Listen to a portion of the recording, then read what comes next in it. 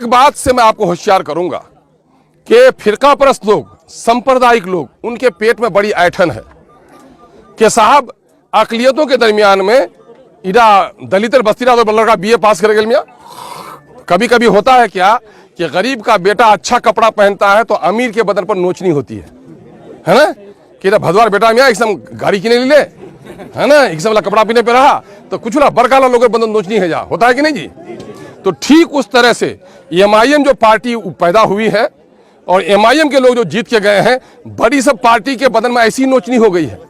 ये सब तो हम लोग का गुलाम था, है ना। इसको कहते थे कि बोलो तो बोलता था, कहते चुप रहो तो चुप रहता था, कहते बैठो तो बैठता था, उठो तो उठो, मेरे हुक्म पर चलता था। लेकिन एमआईएम जब से जीत के आई है तो असेंबली में आप किसी को पूछने की जरूरत नहीं, एमआईएम का आदमी खुद से खड़ा होकर अपनी बात रख लेता है। तो बहुत सारे लोगों के पेटों में ऐठन हो रही है। नौजवानों, इसको करो, इसकी कदर करो कि एमआईएम सिर्फ तुम्हारे सड़क और पुल पुलिया के नहीं, बल्कि इस मुल्क में जहां दाढ़ी के नाम पर किसी को नोचा जाता है, टोपी के नाम पर किसी को नोचा जाता है, टिकी के नाम पर किसी को लड़ाया जाता है, उन तमाम तरह की मजबूत वकालत अगर कोई पार्टी कर रही है तो उसका नाम बैरिस्टर असदुद्दीन अवैसी की पार्टी मजलिस इत्तेहादुल मुस्लिमीन है। अभी आपने देखा कोई पार्टी नेताओं की सब हिसाब किताब लो अपने एमएलए से, अभी लड़का फेसबुक चला, अभी बाजाबता 5 एमएलए को हाजिरी करा करके बाजाबता हमारे बैरिस्टर असदुद्दीन अवैसी साहब ने कहा, अख्तर साहब आप जीते तो अमोर में क्या काम करा है, बैसा में क्या काम करा है, खाड़ी पुल का क्या हुआ, रसेली घाट का क्या हुआ, बिजली का मामला क्या हुआ,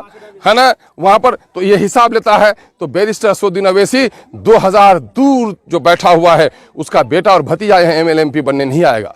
वो जो आपके मासूम चेहरों को देखा, वो जो उजड़ी हुई बस्ती देखी, दवा के बगैर बिलखती हुई माओं को देखा, तो वो दर्दमंद इंसान हर जगह पर आज सीमांचल की वकालत कर रहा है। इसको लेकर बहुत सारे लोगों को परेशानी है ना। कभी द्वारकी दे पिछू दे, कभी भिटार पिछू दे, कुछ बोला उसे कभी कभी बावर्ची खाना खराब करे तो करो ना, नहीं करो, है ना, चुला करो तो उसे। कुछ लोग कभी नहीं देखे थे किसी की तस्वीर, जब जीता हुआ था तो आपको याद नहीं आया उनको, जब हार गया है और हमको आपने जिता दिया है तो बोलता है कि अख्तुल इमान तो हमारे साथ निकले दे, तो वहां पूछो दी कि तो फिर क्या निकला ले मियाँ, है ना। तो ऐसे लोग आकर के दाएं बाएं, ये कौन लोग हैं? ये लोग हैं गुजरात के उन दंगाई लोगों के एजेंट।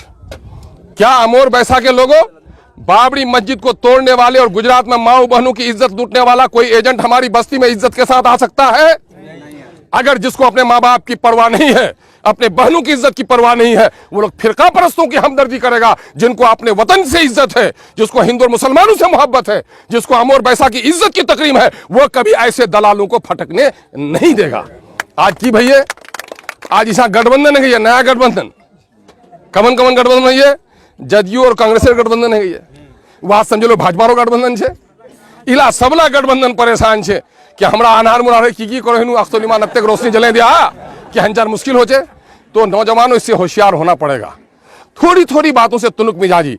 देखो आपने मुझे एमएलए बनाया है, मैं तो आपका अभी 4 साल तक अल्लाह ने हयात बख्शी या अगर इस्तेकाम रहा तो मैं 4 साल 4.5 साल खिदमत के लायक हूं।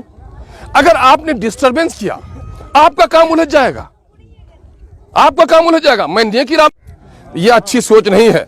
तुम दावे के साथ कहो जिसने तुम्हारा पैसा लूटा है अख्तरुल ईमान तुम्हारे पैसे लौटाने की कोशिश करेगा इंशाअल्लाह। हिम्मत पैदा करो, और जब तक हिम्मत पैदा नहीं करोगे, सच्चाई में अल्लाह ने ताकत दी है। मैंने ये कहा है कि लकवा जिस बूढ़ा को हो गया है, वो बूढ़ा भी रात को पेशाब करने के लिए उठता है, हरचंद वो दौड़ नहीं सकता, किसी पर डंडा नहीं चला सकता है, लेकिन खांसता है तो उसके खांसी से हथियारबंद डाकू रास्ता बदल देता है कि मैं बसीरत लोग जगह हुआ है। तो जब सच्चाई में ये ताकत अल्लाह ने दी है, तो सच्चाई में ये ताकत दी है, तो सच्चाई का आप लोग इस्तेमाल कीजिए। जालिम को जालिम कहिए और रिश्वत के खिलाफ, जुल्म के खिलाफ आवाज उठाइए।